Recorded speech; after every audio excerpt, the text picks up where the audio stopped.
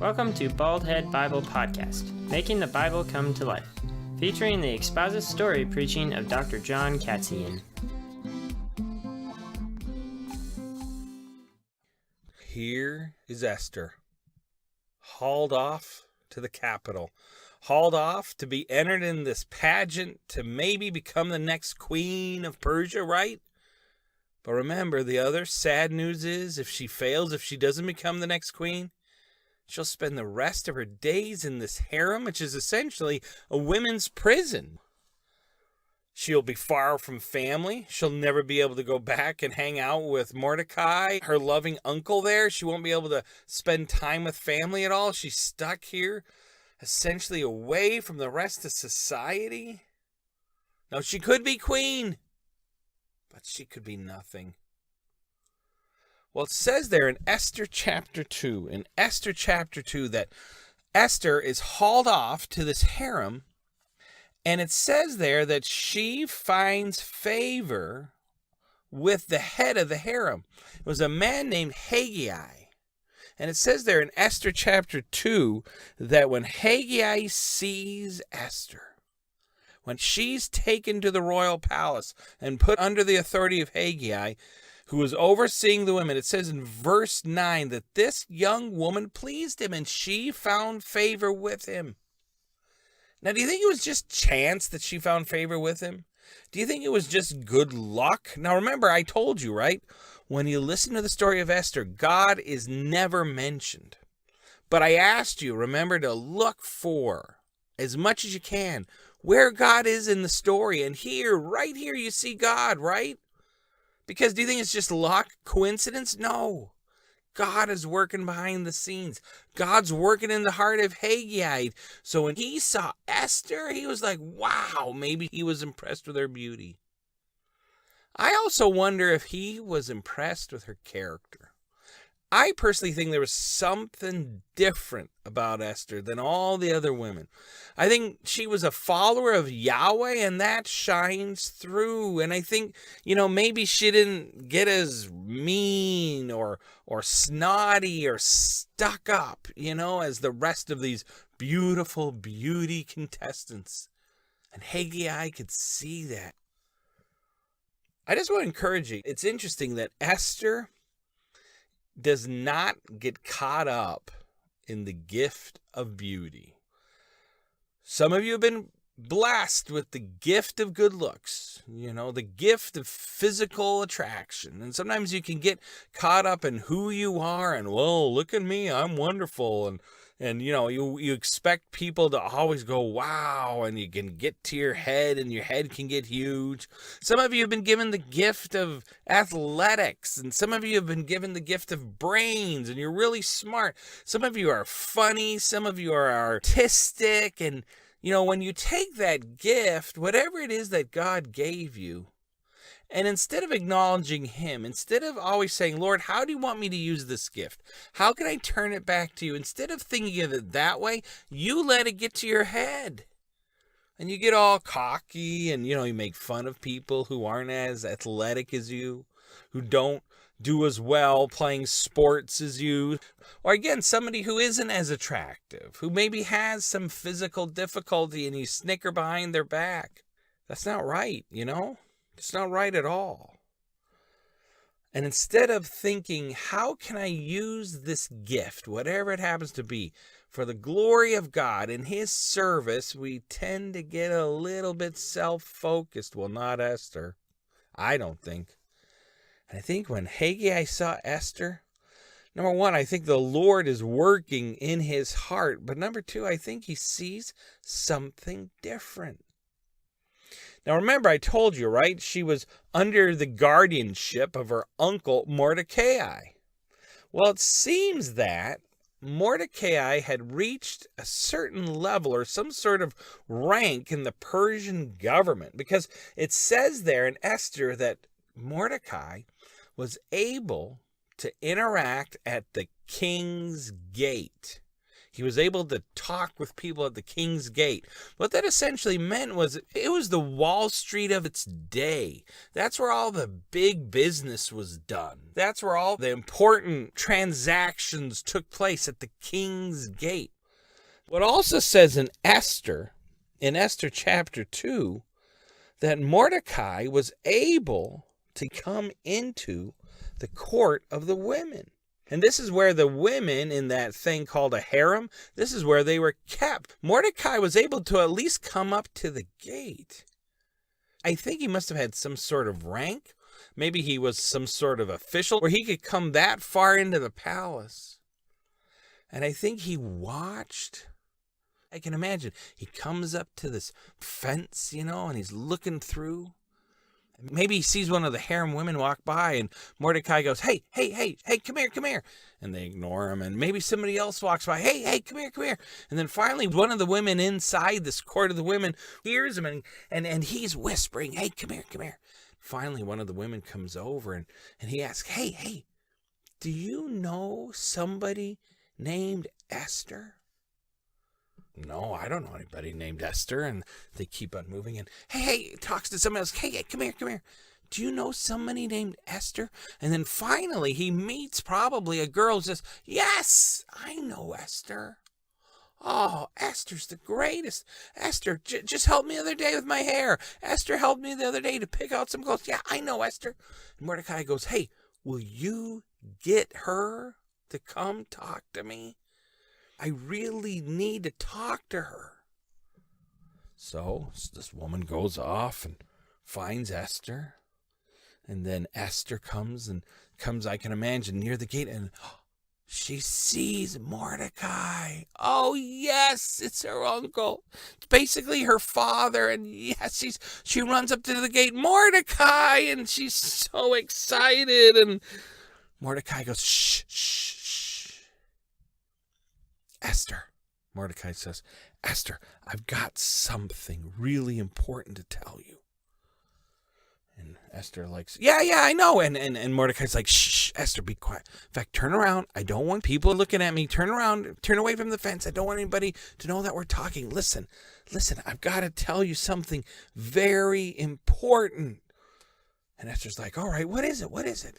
Do not tell anybody that you are a Jew. And Esther's like, what? I'm proud to be a Jew. Why would I not tell him? And he's like, shh, do not tell anybody that you are a Jew. And Esther's like, well, man, if I do that, basically, is that a lie if I don't tell somebody I'm a Jew? What about if somebody asks? Don't say anything. You've got to lie. Don't say anything. Because listen, Esther, the Jews, we're hated by the Persians.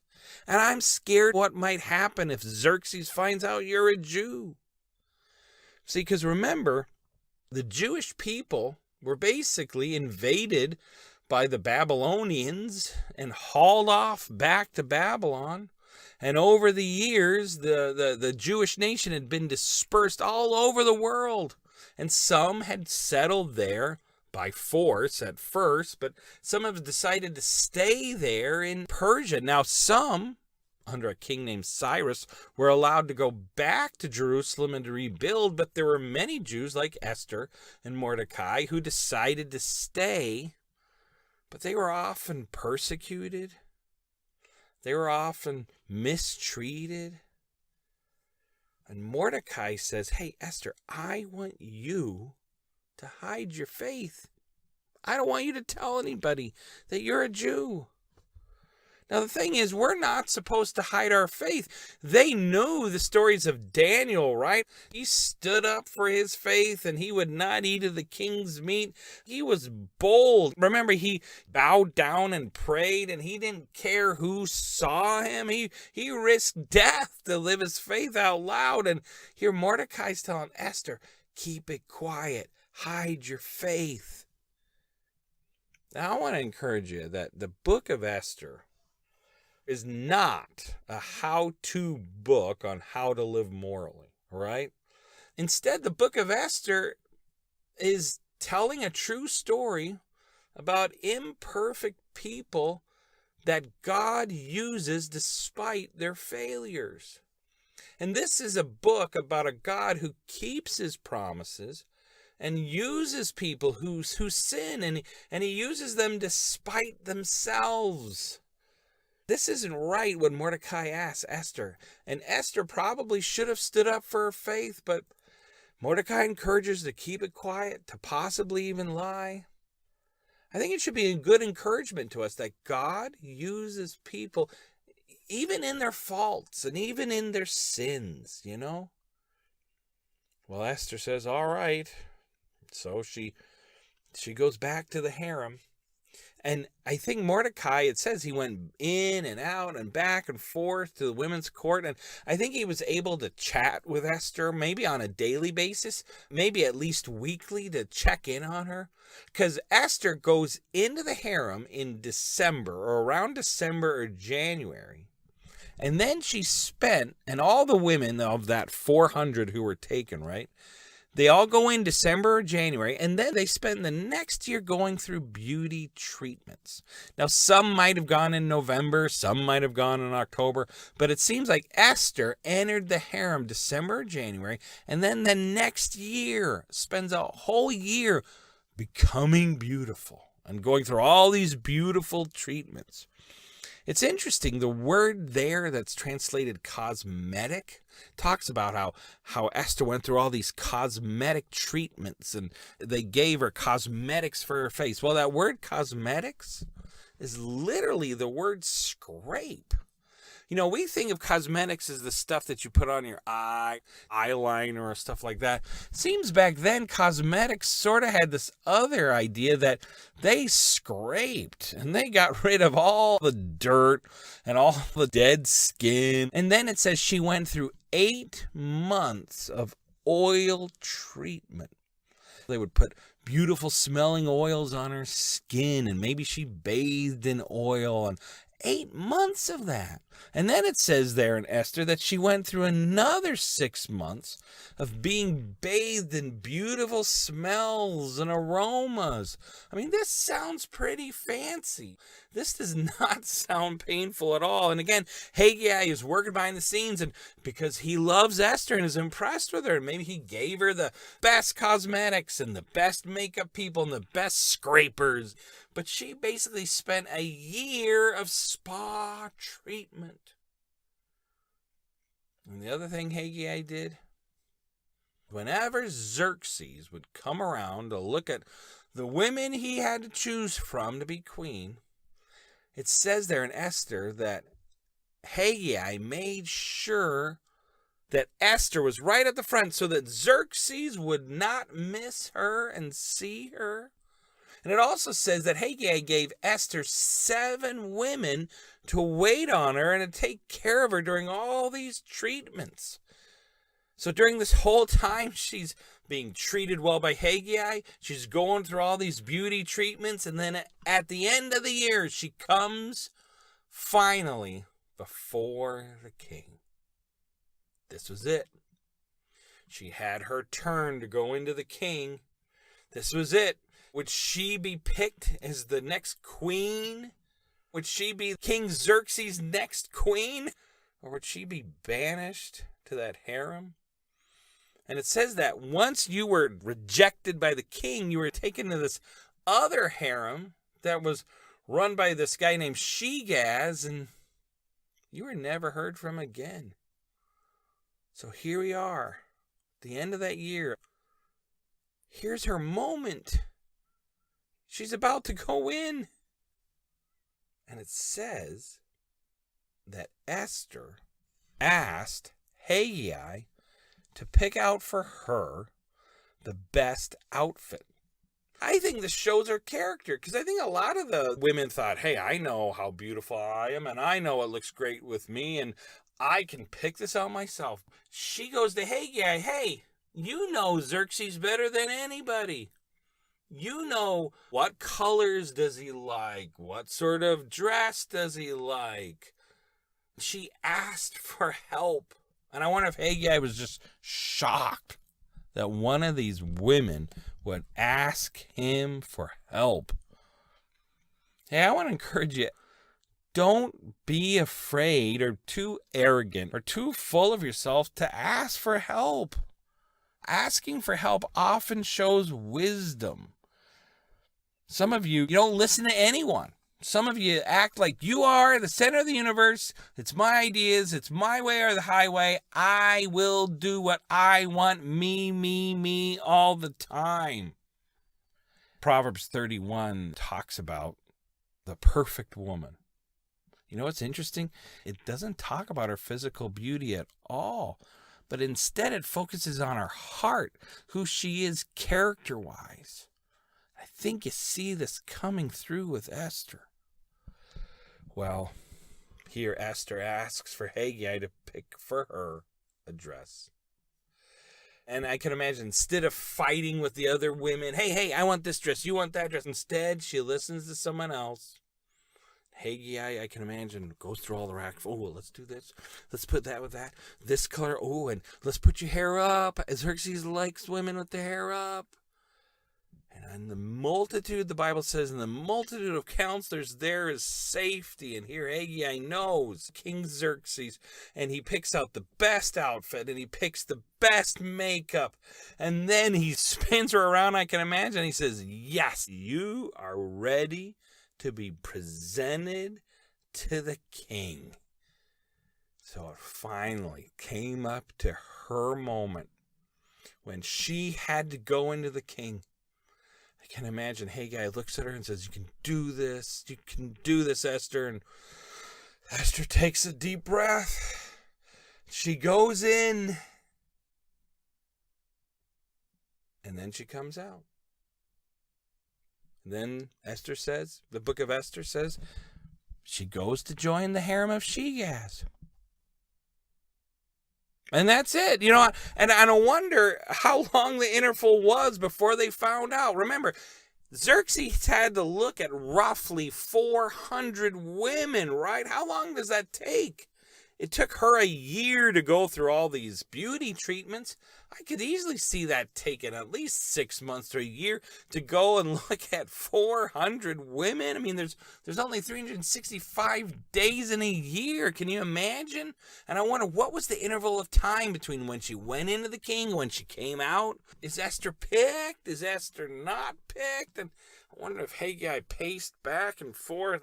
What's going to happen? Oh, no, I really love that one girl who's so different from the rest. I hope she wins. And then finally, the announcement goes out. And I imagine all the women are gathered. Like I said, roughly 400. They're all gathered for the big announcement. And I can imagine the king is sitting on his throne and there's a band playing. They got an electric piano and a ukulele and they got some cymbals going and they got this band with great pomp and circumstance. And then, finally the announcer comes forward and says, all right, the king has decided that the next queen of Persia is, and there's a drum roll, Queen Esther. Hi! And the whole crowd cheers and gives applause. Yeah, yes. And I can imagine they put a sash on Esther and maybe confetti falls and maybe they put a big crown on her head and some of the women run up and they pretend to kiss her and they pretend to go, oh, that's so wonderful, because they know their lives are over. It's pretty sad. Maybe they're all crying. I can't believe I lost, They probably hated her. I don't know. But then it says in Esther that the king, he is so happy with his new queen, Queen Esther, that he declares a feast. Now remember, King Xerxes, he liked to party. And he liked to have any excuse to get drunk. Well, hey, I just got a new queen. Let's have a party. And so he calls a feast. And he names this feast Esther's Feast. I always thought, wow, that's Not the most creative of titles, you know. But, hey, Esther's feast. And then it says that Xerxes, in honor of his new queen, also canceled all taxes for a certain period of time. People didn't have to pay their taxes. Talk about a party.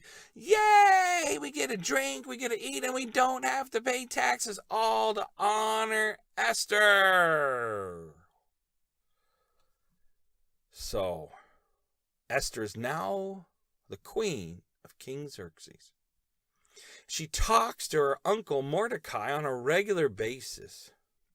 And now, you know, she's no longer in the harem. She's probably walking around the palace. She's probably trying to set things right. Later on, Mordecai finds Esther, and maybe he's not in the palace yet. Maybe he's still talking in what I call their secret spot. And Esther comes over, and I can imagine Mordecai says, "Hey, Esther, listen.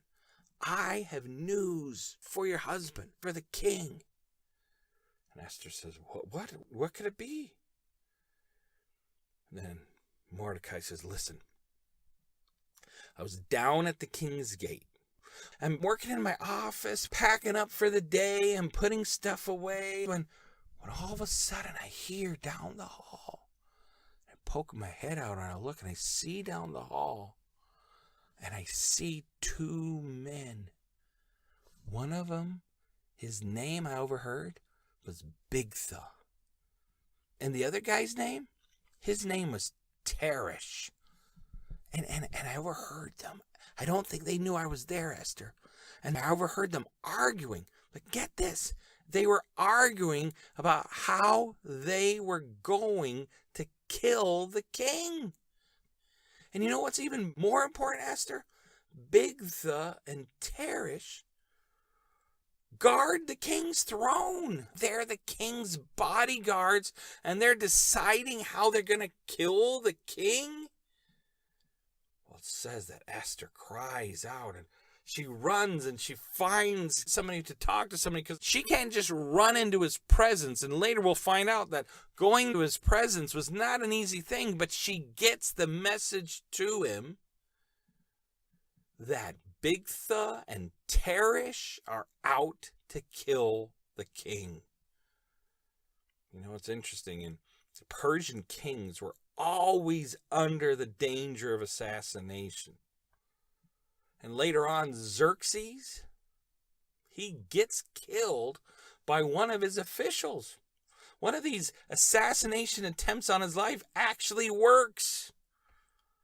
Well, when Xerxes finds out from somebody who tells somebody who, "Hey, I hear from your queen Esther, and she was told by Mordecai that Bigtha and Teresh are trying to kill you." It says there in Esther that he searches out that situation completely. I can imagine they grab Bigtha and they grab Teresh and they throw them into prison, and they found out all their conspirators, and they found out that, yes, this is true. It says that Xerxes researches the matter completely and finds that Mordecai is telling the truth. And Xerxes foils the plot. And then it says in the book of Esther that Bigtha and Teresh are impaled in front of the whole crowd. And what that meant is they would take this big spike, and they would take the men and they would stick them on this spike. And whenever people were walking past the court, they would see these people impaled on these poles. It was a horrible way to die, but it also sent out a message to everybody walking around. Hey, if you mess with the king, you're going to end up impaled on this pole, just like Bigtha and just like Teresh. So don't mess with the king. It says the king was so impressed with how he discovered this plot. He was so impressed how it was foiled, that it says that King Xerxes, or one of his scribes, writes it down in a book called the Chronicles of the King. And it says there in the book of Esther that he notes in the Chronicles of the King that this plot to kill him by Bigtha and Teresh was discovered by Mordecai. The king writes it down and notes Mordecai discovered it, and then he promptly forgets about it. And you wonder why. Well, I think the reason he forgets about it is because there's somebody else there in the palace. There's somebody else, this man who hates Mordecai, because he knows that Mordecai is a Jew, and he hates the Jews. And I wonder if this man, he saw the king recording this detail that would give honor to Mordecai, this Jew.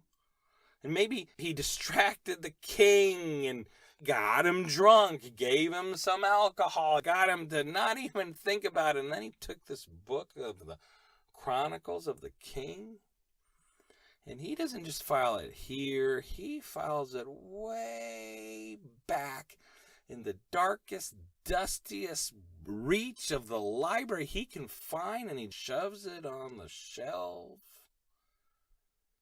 far away from the king, so he will never hear of this Jew. This man, he was sneaky, and he was full of hate, and he wanted to see every Jew, and starting with Mordecai, he wants to see them die. And you know who this man is? This man is... Come back next week as we continue to hear the exciting story of how God used Esther and Mordecai to protect his people and to see them delivered. And how ultimately, at the end of the day, all praise and all glory goes to God, because we know that our God, he's a promise-keeping God. Baldhead Bible Podcast is created by Dr. John Katzian. Music composed and performed by Elijah Katzian.